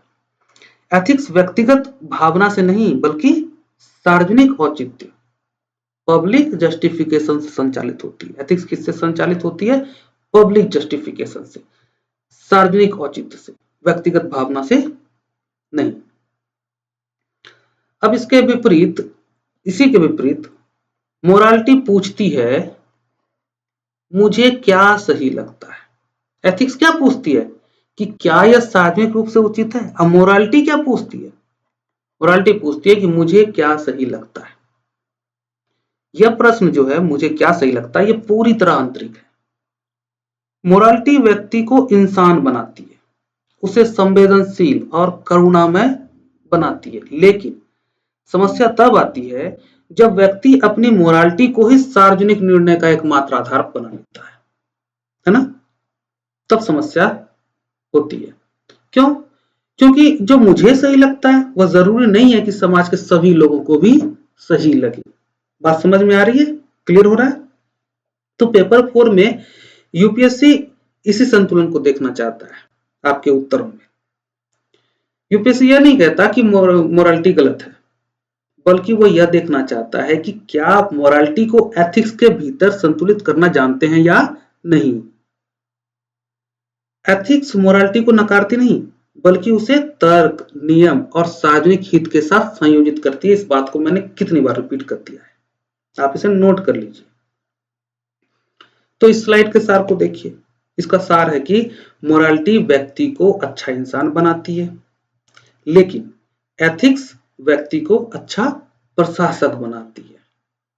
समझ गए, मोरालिटी भीतर से आवाज देती है जबकि एथिक्स उस आवाज को सार्वजनिक उत्तरदायित्व के अनुरूप ढालती है। ठीक है, अब चलिए हम लोग नेक्स्ट स्लाइड पर चलते हैं। अब इस स्लाइड पर हम एथिक्स और लॉ के उस अंतर को समझेंगे जो प्रशासनिक निर्णयों में सबसे ज्यादा निर्णायक भूमिका निभाता है। तो यहां पहली बात कही गई है कि लॉ बाध्यकारी और दंडात्मक है। लॉ क्या है, बाध्यकारी है और दंडात्मक है। इसका अर्थ है कि कानून का पालन व्यक्ति अपनी इच्छा से करे या ना करे, उसे पालन करना ही पड़ता है। उसका इच्छा हो या ना हो कि कानून का मैं पालन करूं या ना करूं, लेकिन करना तो पड़ेगा दोस्त, क्योंकि वो कानून है। तो कानून बाध्यकारी होता है और दंडात्मक होता है। यदि वह कानून का उल्लंघन करता है तो उसके साथ दंड जुड़ा होता है ना। लॉ का प्रभाव बाहरी नियंत्रण के रूप में काम करता है, क्योंकि राज्य द्वारा निर्मित है, हमने पहले भी देखा। तो लॉ का प्रभाव क्या होगा, बाहरी नियंत्रण के रूप में काम करता है। और व्यक्ति कानून का पालन इसलिए करता है क्योंकि उसे दंड का भय होता है। ज्यादातर लोग व्यक्ति कानून का पालन, देखो हम आप कोई भी रहे, हमें सारे कानून तो पसंद नहीं है, वो हमारे मॉरलिटी से मैच तो नहीं करता। सारे कानून सबके लिए अलग अलग हो सकता है, फिर भी हम पालन करते हैं। बहुत सारे कानून जो हमें पसंद नहीं है फिर भी पालन करना पड़ता है, क्यों, दंड का भय होता है ना। हम इसलिए नहीं पालन करते कि भीतर से हम उसको समझ रहे हैं, भीतर से ये आ रहा है कि हम इसका पालन करें। बहुत सारे ऐसे कानून हैं जो हमारा मन कहता है कि नहीं ऐसा नहीं होना चाहिए, फिर भी हम दंड के भय से उसका पालन करते हैं, करना ही पड़ेगा। इसको एक मान लो, एक दैनिक उदाहरण से समझते हैं। चलो मान लीजिए कि कोई व्यक्ति सड़क पर हेलमेट पहनता है। कई लोग हेलमेट इसलिए पहनते हैं क्योंकि पुलिस चालान कर देगी। भाई मैं तो इसलिए पहनता हूं कि मेरा सिर बचा रहे जब एक्सीडेंट हो, तो चालान के डर से नहीं पहनता ना। तो यह लॉ का प्रभाव है दोस्त, लॉ का। लेकिन जैसे ही निगरानी हटती है कुछ लोग हेलमेट उतार देते हैं। इससे स्पष्ट होता है कि लॉ व्यवहार को नियंत्रित करता है लेकिन सोच को नहीं बदलता। लॉ क्या करता है, व्यवहार को नियंत्रित करता है। लॉ पालन कराता है, नैतिकता नहीं सिखाता। ठीक है, तो अब दूसरी पंक्ति पर आइए कि एथिक्स स्वैच्छिक लेकिन उच्चतर मानक है। हमने देखा लॉ बाध्यकारी और दंडात्मक है ना, और एथिक्स क्या है, स्वैच्छिक लेकिन उच्चतर मानक है। लॉ में स्वैच्छिक जैसी बात नहीं है। अब इसका अर्थ क्या है, इसका अर्थ है कि एथिक्स किसी पर जबरदस्ती लागू नहीं की जा सकती। व्यक्ति एथिक्स का पालन इसलिए करता है क्योंकि वह उसे सही मानता है, ना कि इसलिए कि कोई दंड मिलेगा। कानून का पालन किस लिए कर रहा है, क्योंकि उसे दंड मिलेगा, नहीं करेगा तो। लेकिन एथिक्स के साथ ऐसा नहीं है। एथिक्स का पालन इसलिए करता है क्योंकि व्यक्ति को वह सही लगता है। तो एथिक्स आंतरिक नियंत्रण के रूप में काम करती है, इनर कंट्रोल के रूप में काम करती है। उदाहरण के लिए कोई अधिकारी नियमों के अनुसार रिश्वत ना लेने के साथ साथ यह भी सुनिश्चित करता है कि उसका व्यवहार नागरिकों के प्रति सम्मानजनक हो। ऐसा नहीं कि सिर्फ हम रिश्वत नहीं ले रहे हैं तो हम बहुत अच्छे अधिकारी हो गए प्रशासनिक दृष्टि से, ऐसा नहीं है। नागरिकों के प्रति उसकी भावना क्या है, उसका व्यवहार कैसा है, सम्मानजनक है या नहीं है। तो यहां रिश्वत ना लेना लॉ का पालन हो गया, लेकिन नागरिकों के साथ संवेदनशील व्यवहार करना एथिक्स का पालन हो गया। कितना आसान है समझना। और ये हम लोगों का ना हर दिन का काम है। ये एथिक्स दूसरे सब्जेक्ट की तरह नहीं है। एथिक्स तो हमारे भीतर है, हमारे व्यवहार में है। ठीक है, बस हम इसको प्रशासन में कैसे लागू होता है इस बात की जांच करते हैं। अब तीसरी पंक्ति पर ध्यान दीजिए। कई कार्य कानूनी लेकिन अनैतिक हो सकते हैं। कई कार्य कानूनी लेकिन अनैतिक हो सकते हैं। यह बात ना GS4 में बार बार सामने आती है। इसे ना एक प्रशासनिक उदाहरण से समझ लेते हैं, ज्यादा आसान रहेगा। मान लीजिए किसी नीति में ऐसा प्रावधान है जिसके कारण अत्यंत कमजोर वर्ग को तकनीकी कारणों से लाभ नहीं मिल पा रहा है। ये नीति की अपनी कमजोरियां हैं कि जिसके कारण जो अत्यंत कमजोर वर्ग है उसको लाभ नहीं मिल पा रहा। अधिकारी यदि केवल नियमों का पालन करते हुए सहायता देने से इनकार करते तो उसका निर्णय कानूनी तो है लेकिन नैतिक रूप से कठोर और संवेदनहीन है ना। इसी तरह कोई निजी कंपनी कानूनी रूप से कम वेतन दे सकती है, लेकिन यदि वह कर्मचारियों का शोषण कर रही है तो उसका आचरण अनैतिक माना जाएगा। ठीक है, तो कई कार्य कानूनी तो होते हैं लेकिन अनैतिक भी हो सकते हैं। अब अंतिम पंक्ति हम देखते हैं और पूरे अंतर को एक साथ समेटते हैं। एथिक्स लॉ को दिशा और उद्देश्य देती है। अब देखिए, अब यहां पे दोनों जुड़ जाएगा। एथिक्स क्या करती है? लॉ को दिशा और उद्देश्य देती है। इसका अर्थ है कि लॉ स्वयं में लक्ष्य नहीं है, बल्कि लॉ क्या है? एक साधन है। लॉ क्या है? एक साधन है, स्वयं में लक्ष्य नहीं है। एथिक्स यह तय करती है कि लॉ का उपयोग किस उद्देश्य से किया जाए। यदि लॉ बिना एथिक्स के लागू हो तो वह कठोर और अन्यायपूर्ण बन सकता है ना? तो एथिक्स यह तय करती है।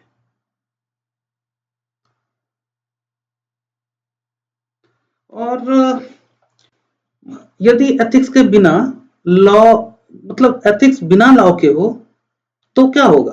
तो वह अव्यवस्थित और अव्यवहारिक बन सकता है। तो दोनों एक दूसरे से जुड़ा हुआ है। इसलिए प्रशासनिक निर्णय में एथिक्स और लॉ का संतुलन आवश्यक हो जाता है। तो चौथा जो बिंदु है ना, ये दोनों में संतुलन स्थापित करता है। इसमें हमने क्या देखा कि लॉ स्वयं में लक्ष्य नहीं है, बल्कि लॉ क्या है? एक साधन है। और एथिक्स तय करती है कि लॉ का उपयोग किस उद्देश्य से किया जाए। ये कौन तय करता है? एथिक्स। तो यदि लॉ बिना एथिक्स के लागू हो तो हमने क्या देखा कि क्या हो जाएगा? लॉ बिना एथिक्स के कठोर हो जाएगा, अन्यायपूर्ण हो सकता है ना? और यदि एथिक्स बिना लॉ के हो तो वो अव्यवस्थित और अव्यवहारिक बन सकता है। तो लॉ व्यवस्था देता है और एथिक्स क्या करता है? उसे दिशा देता है। ठीक है, तो अब इस स्लाइड के हम सार को देख लेते हैं एक बार में। इसका सार यही है कि लॉ व्यवहार को नियंत्रित करता है, जबकि एथिक्स आचरण को यह ऊंचाई देता है। एथिक्स लॉ न्यूनतम स्तर तय करता है, एथिक्स उच्चतर मानक प्रस्तुत करती है ना? देखो, एथिक्स स्वैच्छिक है लेकिन उच्चतर मानक तय करता है, और लॉ क्या करता है? वो न्यूनतम स्तर को तय करता है। पेपर 4 में उच्च अंक वही छात्र लाता है जो दिखा सके कि लॉ का सम्मान करता है वह, और साथ ही एथिक्स के माध्यम से उसे मानवीय और न्यायपूर्ण दिशा भी देता है। जो इन दोनों में संतुलन बनाते हुए अपना उत्तर लिखता है उसे बहुत अच्छे मार्क्स आते हैं। तो अब हम नेक्स्ट स्लाइड पर चलते हैं। केस स्टडी के पर्सपेक्टिव से हम देखते हैं इस टॉपिक को, एथिक्स को और लॉ को। यहां सबसे पहली बात कही गई है कि अक्सर लॉ साइलेंट या इनसफिशिएंट होता है, इसलिए केस स्टडी दी जाती है। वहां पे अक्सर लॉ साइलेंट होता है और इनसफिशिएंट होता है। इसका अर्थ है कि यूपीएससी की केस स्टडीज जानबूझकर ऐसी परिस्थितियां रखती हैं जहां कानून या तो पूरी तरह कुछ नहीं कहता या इतना सामान्य होता है कि उससे सीधा निर्णय नहीं निकाला जा सकता है ना? तो अगर केस स्टडी में हर बार साफ साफ कानून लागू हो जाए तो एथिक्स पेपर की कोई जरूरत ही नहीं होगी ना। तो केस स्टडी वाले में आप ध्यान रखना, कभी भी कानून पूरी तरह से लागू नहीं होगा, वहां आपको निर्णय लेने ही होंगे, और जहां आप निर्णय लेंगे उसके पीछे एथिक्स रहेगा। इसलिए यूपीएससी ऐसे मामले देता है जहां नियम पढ़ लेने से निर्णय नहीं बनता, बल्कि सोचने की आवश्यकता पड़ती है। इसे भी एक प्रशासनिक उदाहरण से समझ लीजिए। मान लीजिए किसी सरकारी योजना में पात्रता की शर्तें दी गई हैं, लेकिन एक व्यक्ति सभी शर्तें पूरी नहीं करता, फिर भी उसकी स्थिति अत्यंत दयनीय है। ठीक है, तो कानून यहां साफ समाधान नहीं देता है।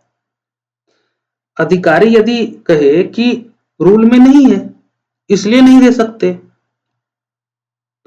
तो ऐसे में वह अधिकारी केवल क्लर्क की तरह काम कर रहा है, जो सिर्फ रूल देख रहा है। यूपीएससी ऐसे मामलों में देखता है कि कैंडिडेट जो हैं वो इस साइलेंस या इनसफिशियंसी को पहचानता है या नहीं। ठीक है, तो केस स्टडी के पर्सपेक्टिव से यह ध्यान रखना है कि अक्सर लॉ साइलेंट होता है और इनसफिशियंट होता है। अब दूसरी पंक्ति पे आते हैं। मोरालिटी भावनात्मक दिशा देती है। मोरालिटी भावनात्मक दिशा देती है। जब कानून मौन होता है तब सबसे पहले व्यक्ति के भीतर मोरालिटी सक्रिय होती है। पहले तो हम कानून देखते हैं। अब कानून स्पष्ट नहीं है, पूरी तरह से अस्पष्ट है या कमजोर है या है ही नहीं, मौन है। तो ऐसे में सबसे पहले क्या होता है, व्यक्ति के भीतर मोरालिटी सक्रिय होती है। व्यक्ति को पीड़ा दिखती है, अन्याय महसूस होता है और भीतर से सहायता करने की इच्छा पैदा होती है। यही मानवीयता है ना, यही मानवीयता है। उदाहरण के लिए जब हम किसी दुर्घटनाग्रस्त व्यक्ति को सड़क पर देखते हैं तो मोरालिटी हमें तुरंत मदद करने के लिए प्रेरित करती है। यही मोरालिटी केस स्टडी में भी काम करती है। वो हमें बताती है कि स्थिति में क्या गलत लग रहा है। लेकिन यहाँ एक बहुत महत्वपूर्ण बात समझनी है। मोरालिटी केवल दिशा देती है, समाधान नहीं। ये बात समझना है। क्या? मोरालिटी केवल दिशा देती है, समाधान नहीं। यदि अधिकारी केवल भावना के आधार पर निर्णय ले ले तो वो असंतुलित हो सकता है, क्योंकि मोरालिटी जो है वो दिशा देती है, समाधान नहीं देता है। तो पेपर 4 में यूपीएससी मोरालिटी को नकारता नहीं, बल्कि यह देखता है कि कैंडिडेट मोरालिटी को पहचानता है या नहीं और फिर उसे आगे कैसे ले जाता है, यह देखता है। यही तीसरी पंक्ति निर्णायक बन जाती है। तीसरी पंक्ति क्या है कि एथिक्स संतुलित प्रशासनिक निर्णय देती है। एथिक्स क्या करती है? संतुलित प्रशासनिक निर्णय देती है, मतलब समाधान। मोरालिटी दिशा दे रही है, लेकिन समाधान कौन देगा? एथिक्स। ठीक है, एथिक्स यहां पूछती है कि भावना सही है, लेकिन क्या यह निर्णय सभी के लिए न्याय संगत है? क्या इससे कोई गलत परंपरा बनेगी? और क्या इसे सार्वजनिक रूप से सही ठहराया जा सकता है? यही एथिक्स का काम है। भावनाओं को दबाना नहीं, बल्कि उन्हें विवेकपूर्ण निर्णय में बदलना। तो इस बात को ना एक केस स्टडी जैसे उदाहरण से समझ लेते हैं। मान लीजिए किसी अधिकारी के सामने दो विकल्प हैं। एक, नियमों को पूरी तरह नजरअंदाज करके तुरंत सहायता देना, एक विकल्प। दूसरा विकल्प है नियमों के भीतर उपलब्ध लचीलापन का उपयोग करके सहायता का रास्ता निकालना। दो विकल्प है। एक क्या है कि नियम को पूरी तरह नजरअंदाज कर दिया और तुरंत सहायता मुहैया करा दिया। दूसरा विकल्प क्या है कि नियम के भीतर रहते हुए नियम में जो लचीलापन है उसी का उपयोग करके सहायता का रास्ता निकालना। तो ऑब्वियसली दूसरा रास्ता जो है सार्वजनिक हित में है, प्रशासनिक दृष्टि से सही भी है और समाधान भी देता है। तो एथिक्स दूसरे रास्ते को चुनने की सलाह देती है। क्यों? क्योंकि इसमें करुणा भी है और व्यवस्था भी, दोनों बातें।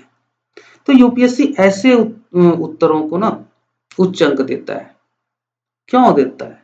क्योंकि ऐसे उत्तर संतुलन दिखाते हैं। ठीक है, अब हम अंतिम पंक्ति पर आते हैं जो बहुत महत्वपूर्ण है। अंतिम पंक्ति क्या है कि डिस्क्रिशन के साथ अकाउंटेबिलिटी अनिवार्य है। ठीक है, डिस्क्रिशन का अर्थ है कि अधिकारी के पास कुछ हद तक निर्णय लेने की स्वतंत्रता होती है। यही है डिस्क्रिशन, कि अधिकारी के पास कुछ हद तक निर्णय लेने की स्वतंत्रता होती है, लेकिन यह स्वतंत्रता मनमानी नहीं है। स्वतंत्रता मिली इसलिए नहीं कि आप कुछ भी निर्णय ले लेंगे।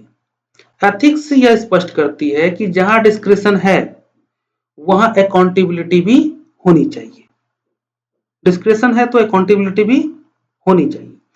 अधिकारी को यह स्पष्ट होना चाहिए कि उसने निर्णय क्यों लिया, किस आधार पर लिया और वह निर्णय सार्वजनिक जांच में कैसे टिकेगा, है ना। इसको एक दैनिक उदाहरण से समझते हैं। मान लीजिए किसी स्कूल का प्रधानाचार्य नियमों के भीतर रहते हुए किसी गरीब छात्र की फीस में छूट देता है, ठीक। यदि वह ऐसा पारदर्शिता के साथ करता है और स्पष्ट मापदंड रखता है तो वह एथिकल डिस्क्रिप्शन है। लेकिन यदि वह अपने पसंदीदा छात्रों को ही छूट देता है तो वह डिस्क्रिप्शन अनैतिक बन जाता है। तो यहाँ पे फर्क क्या है? फर्क अकाउंटेबिलिटी का है। समझ गए? अब हम लोग अंतिम स्लाइड देख लेते हैं, इंटीग्रेटेड टेक अवे या एग्जाम रेडी। एक बार में पूरे टॉपिक को हम देख लेते हैं। तो अब इस आखिरी स्लाइड पर हम क्या करेंगे, पूरे लेक्चर को एक साथ बांधेंगे। ध्यान रखिए, यह स्लाइड कुछ नया सिखाने के लिए नहीं है, बल्कि अब तक जो पढ़ा है उसे निर्णय निर्माण के फ्रेमवर्क में बदलने के लिए है ये स्लाइड, है ना। तो पेपर 4 में यही वह स्तर है जहां एवरेज और हाई स्कोरिंग आंसर के बीच फर्क पैदा होता है। तो अब आप तय कीजिए कि आप एवरेज में जाना चाहते हैं या हाई स्कोरिंग में जाना चाहते हैं। लेक्चर को आप ध्यान से सुनेंगे, बार बार सुनेंगे और नोट भी करेंगे, तो आप हाई स्कोरिंग तक जरूर पहुंचेंगे। और हाँ एक बात और जरूर सूचना और इसी जगह दे देता हूं मैं कि इसके मैं नोट्स भी अवेलेबल कराऊंगा यूट्यूब चैनल पर, सॉरी टेलीग्राम चैनल पर।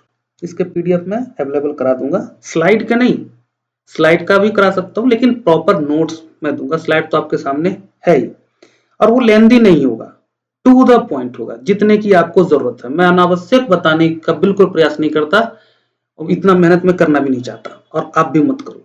उतना ही करो जितना यूपीएससी के लिए जरूरी हो। तो सबसे पहली बात हमें यह समझ लेना चाहिए कि लॉ न्यूनतम मानक तय करता है। लॉ क्या करता है? न्यूनतम मानक तय करता है।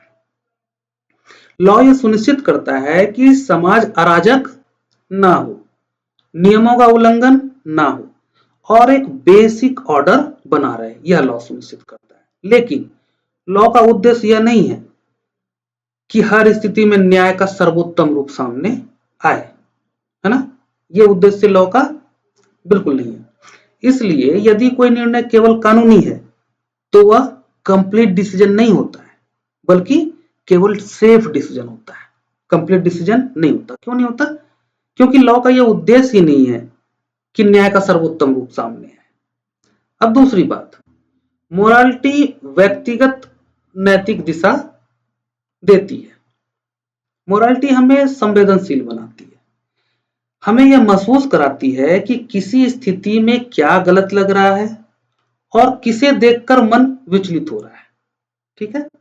लेकिन मोरालिटी व्यक्तिगत होती है, भावनात्मक होती है और अलग अलग व्यक्तियों में अलग अलग रूप से काम करती है। इसलिए मोरालिटी निर्णय की शुरुआत कर सकती है, लेकिन वह निर्णय की अंतिम कसौटी नहीं बन सकती। समझ गए? और विशेषकर तब जब निर्णय सार्वजनिक जीवन से जुड़ा हो। यहीं से तीसरी और सबसे निर्णायक भूमिका सामने आती है। कौन सी भूमिका? कि एथिक्स सार्वजनिक निर्णय की अंतिम कसौटी है। एथिक्स क्या है?